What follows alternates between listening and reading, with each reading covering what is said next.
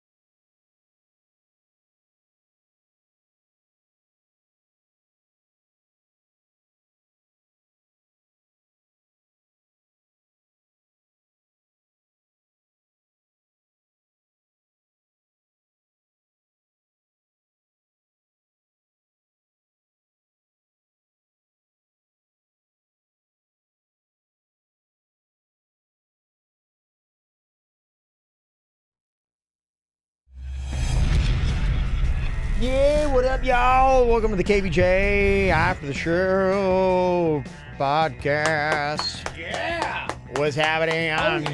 Yeah. You're killing it, Kevin. Killing what? Killing it. What's it? It means like you're blowing up. You're crushing. Oh, yeah. Crushing. Mm-hmm. Yes. Well, let's see here. Got some emails and the world full of controversy these days. What's Virginia eating? She's drinking, I think it's like octopus juice. No, it's not. It's wonton soup. Oh, man.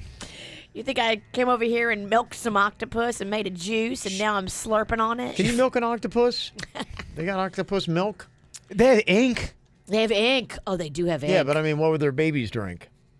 Do they do anything with that, or is it? I think they suckle on the tentacle. The tentacle? Yes, it's The tentacles and tentacles? Yes, it's a tentacle. It's a octopus. So it's definitely female. It's definitely female. Mm-hmm. All of them. She gave me the octopus earlier today. I have not felt the same. You haven't looked right. You thought the octopus wasn't so bad. I think No, it's he so had gross. anchovy. I had something different. Okay. You had the octopus. He had the anchovy. Anchovy wasn't bad. It just was like emptying a salt shaker in your mouth. I can't believe how salty it was. Oh, yeah. I like the Caesar dressing with anchovy in it. You get Caesar dressing without anchovy. You have to ask if they have it or not, though. I learned that through our vegan challenge. Yeah, some because I love Caesar dressing. Love it. I think the more fancy they get, the Yep. more chance of you having anchovy. I like in the Caesar salad, they got those big ass croutons on there. When's the last time you had a big ass crouton, Kev? I don't know. He's not looking to have a big ass. I don't know. You don't keep stock of a mental stock at all. Don't keep a tally of that kind of stuff. I have no idea. Could have so- been last week. I just may have forgotten. You're so weird, Kevin. I know. When's the last time you talked to a big ass? Talk to, like, into the big ass or Just someone talk to with a one. big ass? Just talk to one. Just talk to somebody with one, or like I talked into it? She's trying to position a way into insulting me or you. Like Okay. where the ass is. And What time did you talk to one? Talked right into a big ass. You're talking to one now. See, we apologize to everyone. Never mind. That didn't go over so good. I felt like Denny's joke jury.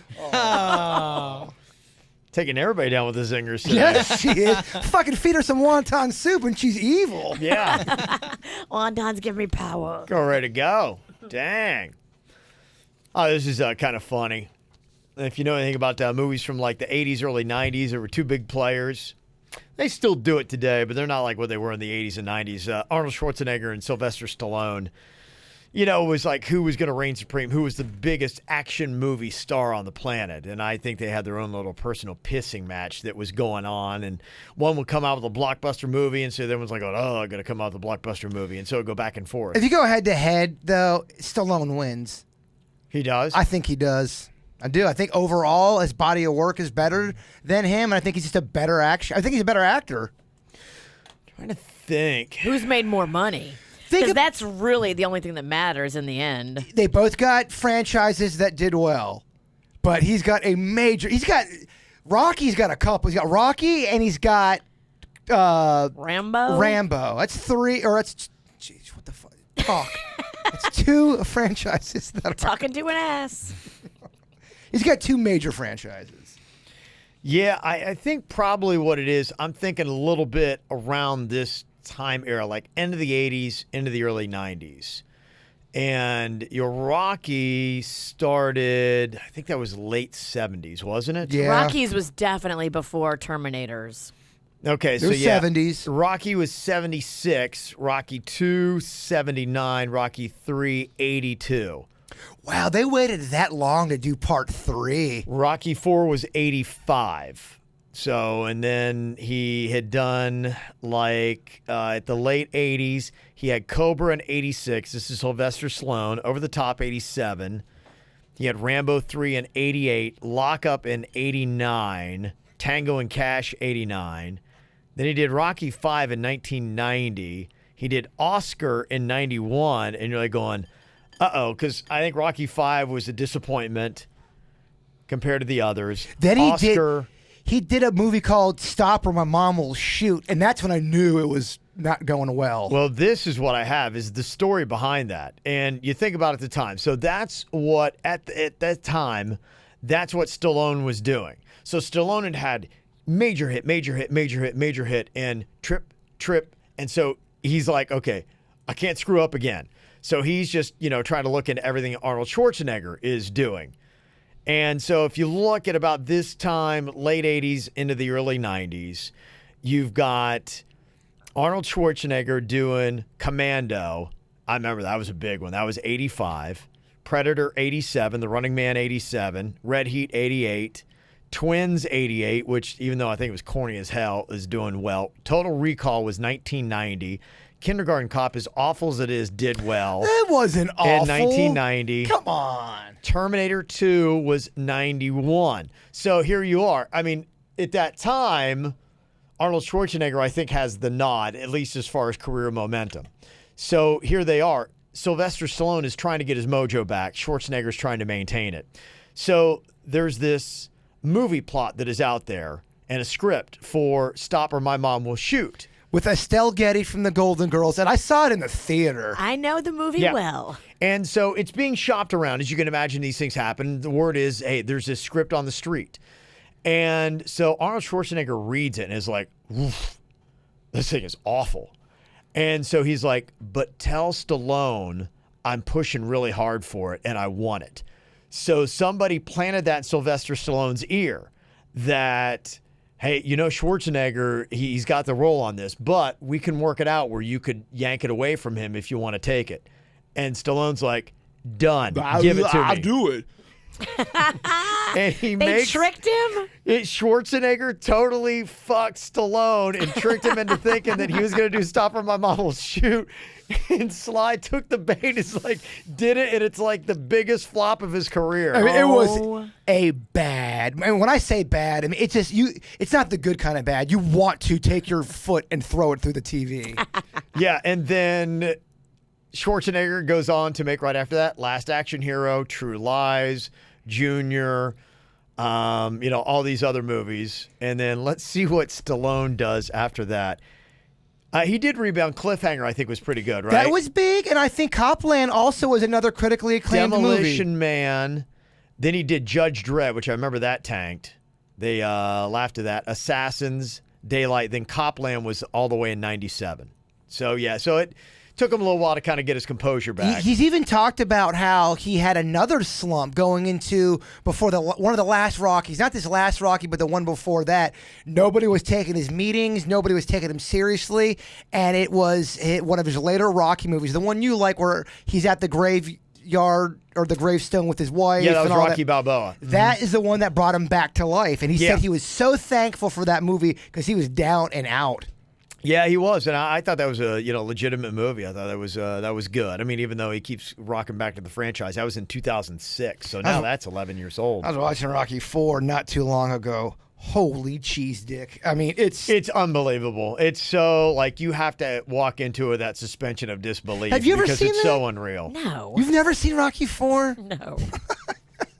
Really, this Russian guy is beating the shit out of this machine. It's registered on the machine that he's going to kill people, and he kills Apollo Creed. But of course, when Rocky gets in the ring, somehow that fuckface can take every single hit thrown at him. And then Russia starts to chant for Rocky. Apollo Creed took about 8 punches. Rocky took about 800. Apollo Creed died in 8 punches. Rocky survived 800. And Russia hated Rocky. Sounds real. They hated him. Rocky's the worst. And all of a sudden, he starts fighting back with Drago. And then everyone goes, Rocky. They have a mock Gorbachev stand up and applaud Rocky.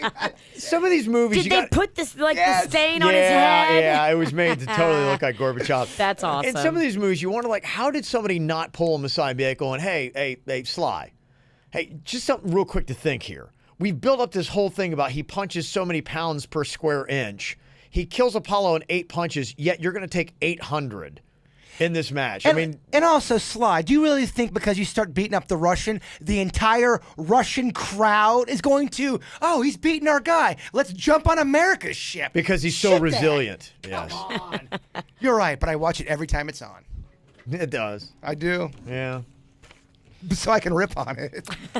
Yeah, it's kind of funny. Movies that we love that are ridiculous, and we forgive them. We give them the biggest permission slip ever. Rocky IV has got to be one of those movies that I'm guilty of, that I'm like, yeah, I know it's unbelievable and god-awful, but I give it a permission slip. Well, there's certain movies that you have to watch with a buddy or two to rip on, to kind of... When I watch Roadhouse by myself, it does not have the same feel as if I watched it with Denny's. And I finally showed it to Denny's. He couldn't believe that movie. He couldn't believe there was a real hero-type movie about a bouncer.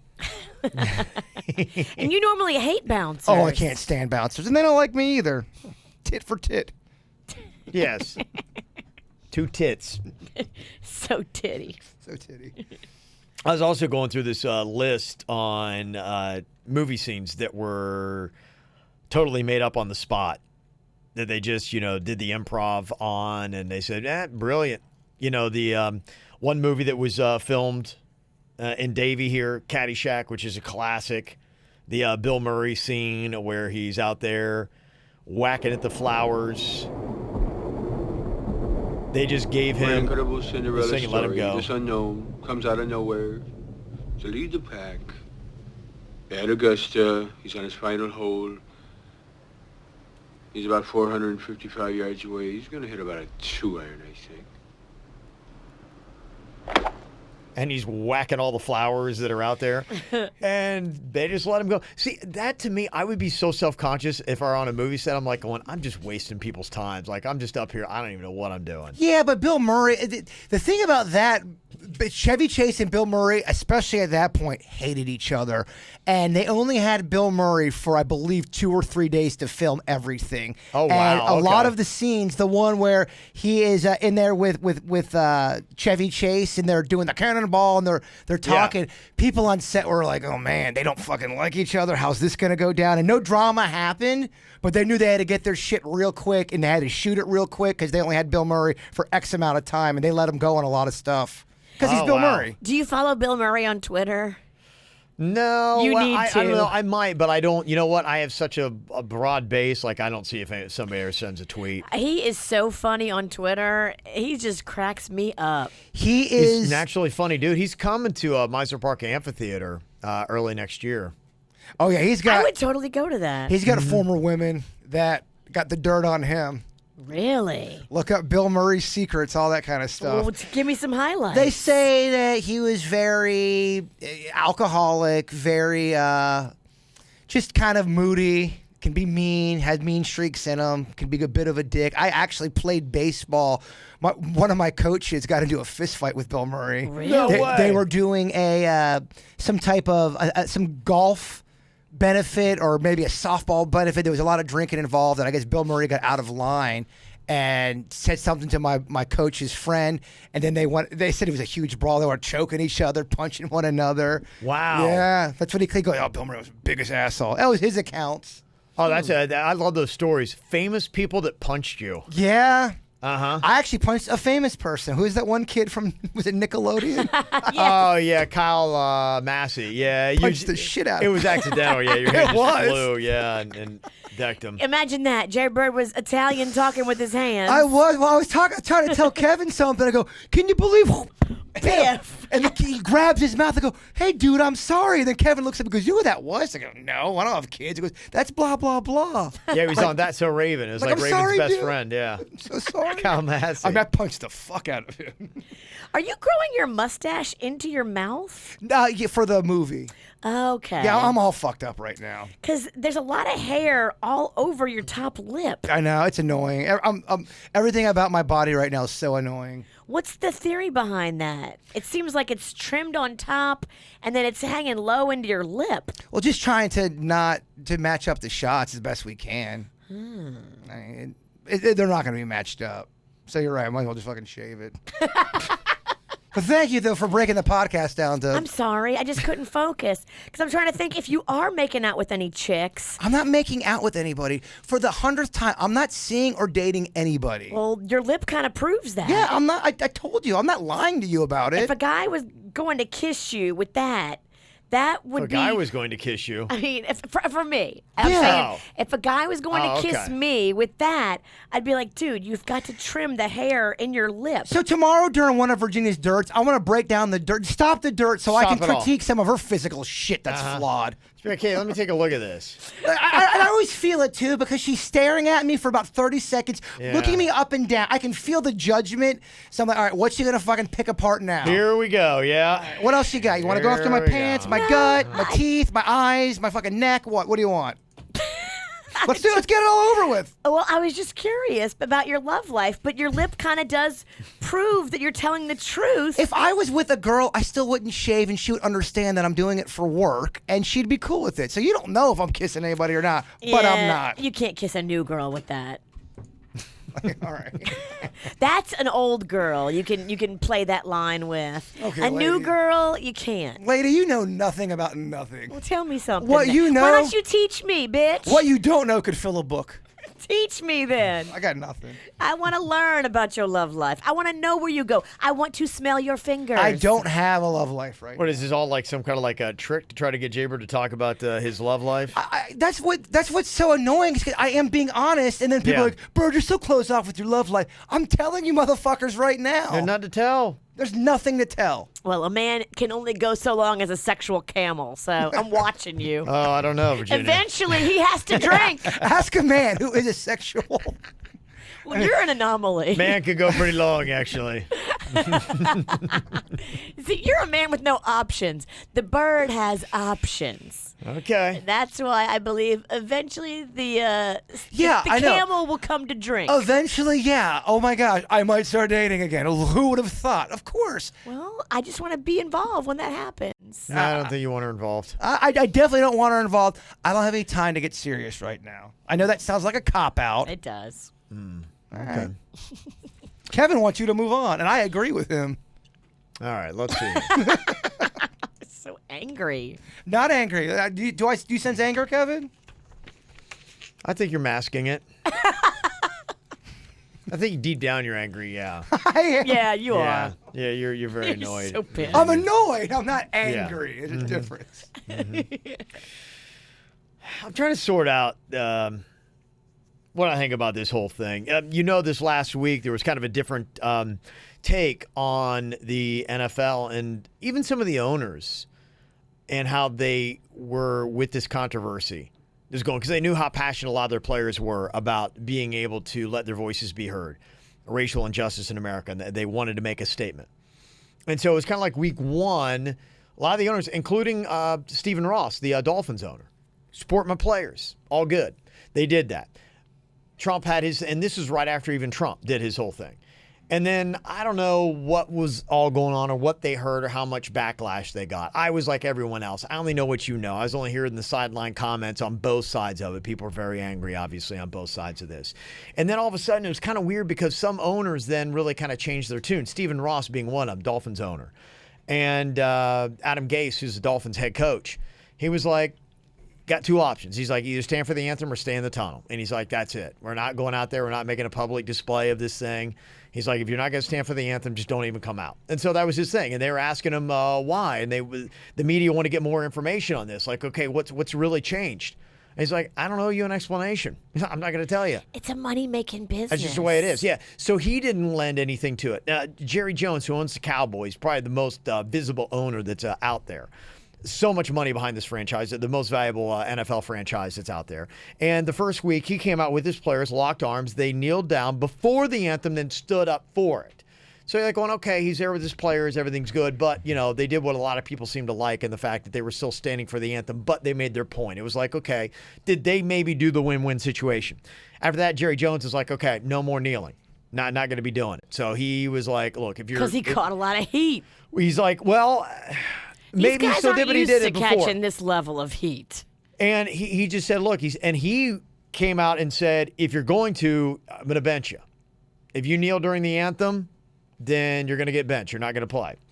And so there was this ESPN commentator, Jamel Hill, and she's on one of the shows, starting to get a little bit of traction, been out there for a while, and she's been on different shows on the network for a while. She's very vocal, supportive of the players.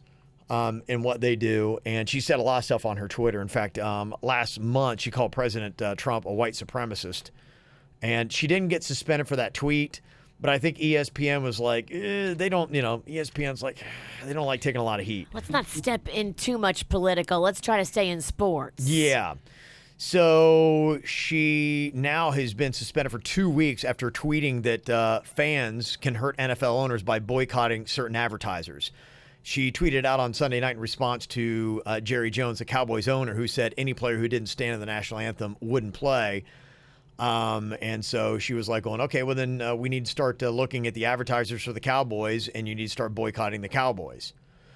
And so you got the biggest franchise in football, the NFL and the ESPN contracts, and there's obviously a ton of money that's still tied to this. And ESPN said, all right, 2 weeks. You got to take the bench. You can't go after their money or they will go after you. And all these guys are in this club, old boys club. The one color that they all see that it's going to be green. And exactly. If they're bleeding money to the point in a week, they'll take it because they're. But if it's showing signs of your company bleeding money, they're going to make changes. Some little female reporter on ESPN is telling their advertisers to drop and potentially costing them millions. Yeah, they're going to come for her job. Everything's going to run downhill because if advertisers start canceling, if they feel a movement and they start pulling their business from the Cowboys and Jerry Jones, he's the most vocal owner that's out there by far. That guy loves to talk, and he's more of a look at me type of owner. Absolutely. He is very involved, always has been. And you're right. If he starts losing money, then he's going to go and talk about, hey, ESPN has caused this problem. And so that's kind of where it is. And you're right. It is all money tied up. She then came out, she tweeted, she said, just so we're clear, I'm not advocating an NFL boycott, but an unfair burden has been put on players in Dallas and Miami with anthem directives. And that's both teams' stance towards it. And as you can imagine, I mean, it still divides down the line. A lot of people are, supporting her, in Sure. what she's done. And then, there are other people. And so it divides down the line. How do you feel about the anthem protests? And you can tell where you're going to fall on this side of the story. I was just looking at that. I'm like going, it is ballsy for her and where she's been. And you got to wonder if she's going to keep it up. And you got to wonder if you're a person who believes in your convictions, and it's not even this specific conviction, but if you're a person who believes in any conviction, do you, if you're Jamel Hill, do you stay by it and stand by it? Because the last part of the story that I was reading is that she could lose her job from this. It is ticking to that point, and it's probably been said that, look, and she does great. I think she's a great commentator. Fantastic at her job. It doesn't have anything to do with performance, but it's like, the biggest sport in America has been football. This is our biggest contract. This is our biggest deal. This is the biggest thing that we talk about. If anything happens and we lose this kind of money, ESPN, by the way, too, just to know sports, has been taking it in the shorts. Fox has been kicking their ass, stealing all their great commentators, and Fox is making a run at it. They're stealing TV contracts. The commentators that I thought were great, the ones that I've loved the most from ESPN are now at Fox. Wow. And so ESPN is already reeling. And so they're going, if anything happens and we lost the NFL, they're done. ESPN is to the point, as big as ESPN has been and even being attached to Disney, it could be to the point where they are going to be, without a doubt, the second-tier sports network. So I think that's why they're like, okay. And I don't know. If I were friends with Jamel Hill, I might say, hey, look, I mean, I know, you could lose your job at ESPN, but I don't know. If you really believe in this, I don't know, do you let up for your convictions? It's going to be a personal decision. Yep. She's going to have to ask herself, okay, do I love my job? Because no one's saying you can't say anything, because you can say whatever you want in this country, but when you say something, there's going to be a reaction to things. Yeah, and no one's saying you can't say anything. When the big guy in a suit calls the other big guy in a suit at these companies, it can mean you get fired. If Kevin wants to go on a rant about anything, if you go on a rant, you're allowed to go on a rant. You can say whatever you want. But if you say something and the big dog doesn't like it, and he goes like this, all right, Kevin Ralston's giving me a big-ass headache right now. Is his salary and is his headache worth all of this shit? Is he killing it? Is he that talented? Is he bringing all this money to our company? And blah, then blah, blah. the answer is definitely no. And if it is no, then you're in jeopardy of losing your job. Well, and you ever see these movies where you're uncomfortable? You see the person who's the protagonist, the good guy in the story, and you're rooting them on. Like, no, don't, stand up for yourself. Keep fighting. And you often wonder if you were ever put in that situation and you were sitting there like, I was looking at losing this job, but whatever it was, I'm like, I'm right. I'm in the right on this. How far would you go? And I guess it's just you have to believe, you have to rate your own conviction to say, if I'm 100% behind this, you got to say, I would risk losing my entire career. It's a special type of person that will put it all on the line to risk everything to prove what they believe, their convictions to be right. And there's something to be said. I mean, that takes balls. Whatever you want to call it, it does take balls to do that. But keep in mind, it may be a troublesome road for you to find work. Yeah, so it'll just be interesting to see how far she goes with this and what her friends are saying. Because I know some people are supporting her and be going, hey, look, you know what? You ride this whole thing because you need to, because you believe in this. A lot of people are supporting her. A lot will, and that will continue. But at the end of the day, is the guy in the suit that writes your paycheck, is he supporting you? Because it'll be interesting to see if, now that there's been the gauntlet thrown down about players, if a player kneels during it, some teams are saying, okay, you're not playing, you're benched. Yeah. Will your Dolphins and convictions Cowboys, go ahead and say, you know what, I believe in this, fucking bench me, I don't give a shit, I believe in it. Are you going to do that? That's really what it comes down to. And you never know. The whole thing and what the unbelievable play might be, imagine this. She stands up for her convictions. She's like, I'm not going to back down to ESPN. I believe in this. I'm going to continue to say that, hey, look, these players need to be able to have a voice and say what they want to say. She loses her job, and Fox Sports picks her up. It would be I'll tell you why it'd be a good move for Fox, because we're all following the storyline, baby. It's all about the storyline. And Fox would get so much attention from taking the ESPN girl who's been fired, who's standing up for a social issue. I think Fox wins with that. Yeah. It just depends on who the big dogs at Fox have a relationship with. And if the higher up suit guys at Fox have a relationship with your Jimmy Johnsons, your NFL owners that want them to stay in the tunnel or stand, Fox may not take her. But I am interested in seeing if teams start making all players stand. If they're saying you're bench if you don't stand, I'm interested in seeing what players will not stand. Yeah, it'll be interesting to see where this whole thing goes. And I often think about that. And again, even remove what the argument is and just say, if you were faced with your own convictions and it's your career and everything you put everything into, would you, for your convictions, risk all that and throw it all away? I don't know if I have any convictions more important than paying my bills. And I'm wondering what maybe I'm just wishy-washy. Well, and I wonder what that conviction would be. Where are my own moral things? And I'm like going, would I be like I'm compromising my own moral standards by saying, look, I know this in my heart of hearts, this is wrong and I need to stand up for this, yet I'm too chicken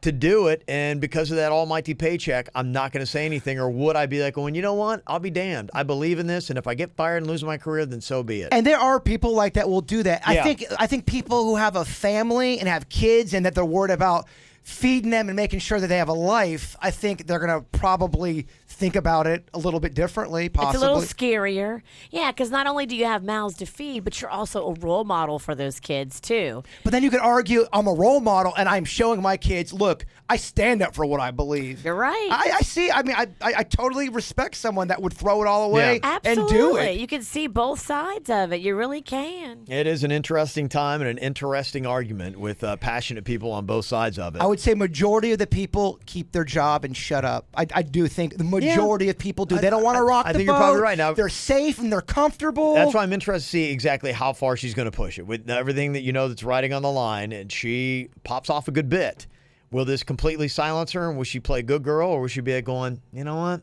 No, because I feel like I got a roll, and I couldn't live with myself if I didn't say what I believe. Someone is going to like the fact that she speaks her mind, and that will be attractive to some networks. Someone will like that. Absolutely. Mm-hmm. So who knows? And what it's ultimately going to mean for football, I don't know. From what I've seen, it seems like the ratings have been holding pretty steady, but they did do that poll where they find out America's sports. And in that poll, people did speak. And for the first time in, I think, like 20, 25 years, something like that, baseball's America's favorite sport again. Oh, man. Fuck yeah, baby. Yes. About time. Good. Bringing it back old school. Yeah. Good. So there you go. That's what it took to knock NFL from its perch, at least in that poll that they do. We'll take it. That's on what people America's do favorite with, sport. with polls. They take what they want and they run with it. Yeah. Adam sent this for us to chew on. He'd heard us talking about Columbus Day that had happened on Monday, and this kind of fits in line with a lot of the stuff that you're seeing now, where we're going back and we're analyzing people that have been in our history or in the past that have monuments or things named after them, and let's judge them, and should they continue to have that? I mean, we have that here in South Florida. There's a lot of Confederate stuff, statues, names, all that stuff that's happening. Adam gave us this to chew on in that whole argument. And they were talking about on Columbus Day, because of his ruthless past and nature, as we're starting to find out, some people are calling it Indigenous Peoples Day, to celebrate the Native Americans that were here first. And he said some places celebrate Indigenous Peoples Day instead of Columbus Day. And by celebrate, I mean pay it no attention at all and don't get mad and don't get mail that day. I get why people don't like Columbus. The dude could be kind of a dick. But here's the thing. Back in olden times, everybody was kind of a dick. Is that true, though? Leave out Jesus and Buddha, and what you're left with is a bunch of people who would behave in a way that is wholly inconsistent with what we think is appropriate here in 2017. Columbus, a-hole. But so were many of the indigenous people. The Aztecs regularly did human sacrifice, sometimes with children, that involved removing the heart of an obsidian blade while the victim was still alive. A-holes. History is replete with big, smelly assholes. In fact, if you weren't an a-hole, on some level, you were probably more likely to be the victim of some a-hole. So my point is that anybody who was admired for anything in the past was probably kind of an a-hole by modern standards. We should observe A-hole Day for every historical personage that did something notable while at the same time being a giant douche lord. Thomas Jefferson wrote the Declaration of Independence, but he also had slaves that he enjoyed having sex with. Happy A-hole Day. Martin Luther called out the corruption of the Catholic Church and founded Protestantism, but he was a huge anti-Semite. Happy A-hole Day, good sir. Hey, all you folks who go on and on about how we have to remember the soldiers who fought on the losing side in the Civil War, how about we give them all their own day of remembrance? Happy A-hole Day. And if you're thinking to yourself, well, we don't tolerate that kind of a-holishness anymore, just remember that's only because you're judging by present-day standards. In 300 years, we're all probably going to look like the worst kind of prolapsed assholes. And we'll have our own day of remembrance. The only thing I would say is, how does he know that everybody in olden times was an asshole? You don't have proof of that. You don't have proof of every person walking the earth. And Well, it's I think what impossible he's for saying- everyone to be an asshole. What he's saying is if you started going back with every person, look at every name, every monument, every town, every city, every memorial that we have, and then let's really put them under the microscope and let's start looking at them.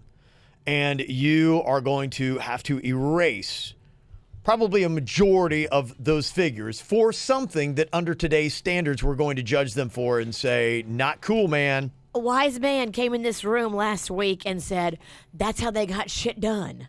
Because people were jerky back then to progress their agenda. Mm-hmm. And you had to hurt people to get your shit done. Yeah. And it sucks. It's awful because that's our history. Right. But I think a lot of them did it. And it'll be interesting to see how far the argument goes because I think it's still kind of revving up. But they did do a poll that I saw last week. 76% of Americans said that, you know what, they were judged under a different standard in a different time. And people didn't even want to open the can of worms of going back through every single historical figure because of what it could mean. And they say, can we just write an addendum to history? Don't be a fuckface. And note that Thomas Jefferson, yes, he wrote the Declaration. Did some shady things. We celebrate him for that, but yeah, he was kind of an asshole. There were some things he did that were not good. Give us the whole story. Yeah. And in school, you get, Columbus, and he discovered the new world, and you make a drawing of this peaceful man. Give me the whole story. Give me everything, the bad, the good. Give me it all so I can make my own personal opinion. Mm-hmm. There you go. And I think that's maybe it is like, okay, and I think that's probably the first step. Let's expose all the stories that we fully understand. And we're not going to, just because we want to look up to this person, we're going to shadow the shady past that they had. I think everybody should know both sides of it and all sides of it. Like Kevin Ralston, very giving, very nice man, but rigged the no-name movie game. You're right. That's going to be looked upon. Well, I appreciate it because 9 times out of 10 I win, and so thank you for your you're welcome. rigginess. Look, y'all, it was the Kevin in Virginia show before it was the KVJ show. He's taking care of one of his own. We like to remind you where you belong. So how will this whole thing go? I think step one is let's learn a little bit more about history. First of all, it's not going to hurt anything. It's certainly interesting to learn. Yes. And just know that a lot of these guys were jerk-offs. Yep. But yeah, what did they do? Because there are different degrees of jerk-off. There is different levels of jerk-off. And then decide exactly, because that's it. Because I think kind of like where they're going to the whole new level is we're going to put them all on kind of this societal trial based on today's standards, and then decide what the punishment would mean, which could be stripping away statues, names, monuments, currency, whatever it might be. I don't think changing the money would be a big deal. That's sarcasm. And I think that's why some people are like going, let's just start with complete truth. Let's not have the history books, and that has happened in American history where they've left out a lot of the shadier stuff that some of these people are doing. Let's learn fully about the person. Don't leave it out. The good and the bad. Let's know exactly who the person was, and then we can decide how to move forward. But step one is let's shine the light on it. Do you have in your head, if someone had to do an autobiography, if you were to die today and they did an autobiography of you or a biography of you, would they have some asshole thing to say about you where you're like, all right, it's part of my journey? Sure. I mean, I'm sure I've been an asshole. Oh, no, some you point. definitely have. I just want to make sure if you are self-aware about it. Absolutely. I mean, I've been an asshole to you today, and I'll probably be an asshole to you tomorrow. But I'm talking about real asshole shit where you're like, okay, that's a blemish on my markings. Absolutely. I mean, I'd have to sit down and think about it, but I'm sure Everyone's got something they're ashamed of. everybody's got shame and things that they would go back and do differently and people they would treat differently. Yeah. Mm-hmm. So, yeah, and that would just be it. I mean, we can look through everybody. I never had slaves. I never forced them to sleep with me. I never did that. I mean, the levels of assholery are interesting. No, you're right. You want to see just how big of a dick these dicky guys were. There's levels of assholes for sure. Absolutely. Mm-hmm. And I think you can look through anybody probably in American history, and you're going to be able to find things. And if it's not slavery, if it's not assholery, it's infidelity or all those kind of things. And you got to say, okay, at what level do we mark all that up, and how do we treat these characters? So I think it's really the dichotomy of man and woman is that we're not all good and we're not all bad. You said that one time. You said it a few times after, and it really did stick with me that you said, and I believe it to be true, we are all not all good. We all have good and we all have bad in us. Some at different levels, some are able to control it, but we all have good and bad in us. The weird thing about bad people, though, and bad people don't think they're bad. I think some might. I think some may not. I think some people do know they're doing bad stuff, and I think But I think in their minds, a lot of times when you're doing bad stuff, you justify it. Totally. And you tell yourself, oh, well, I'm not like that guy. I'm not real bad. You can justify He's it. bad. I'm just bad light. You're right. Because it's a way of coping on how to survive. That's your way of survival. Yeah. Because if you really think about what a asshole you are, it might be too much to bear. Yeah, you can't handle it because you're that big of a dick. Yeah. So what we're going to be doing is comparing how big of a dick somebody was with another dick and be like, well, he's a little bit dickier. And the asshole off. Yes. And that's Who's kind of the what we're going to bigger wind dick? up. And that's kind of where we are with our history is then where do we have the cutoff level of like, you're too big of an asshole to get your own statue. Yeah. Too big of an asshole to have your own state. So we can't do that. So. We do that with the whacked out news. You'll have someone that's murdered, someone that's robbed a bank, someone that stole meat. Yeah. There's different They all got levels. problems. Stole meat. But there's different levels, and how do we wind up judging that? So that's probably where we are with it. Thank you, Adam, for the email. If you ever got any commentary, send it to us. mail@kvjshow.com. Y'all have an amazing day. We will talk to you later. Goodbye. Cleveland Clinic, Florida provides individualized treatment plans for excellent outcomes of health problems ranging from the most common to the most complex, even in cases considered untreatable by others. Cleveland Clinic, Florida. Every life deserves world-class care.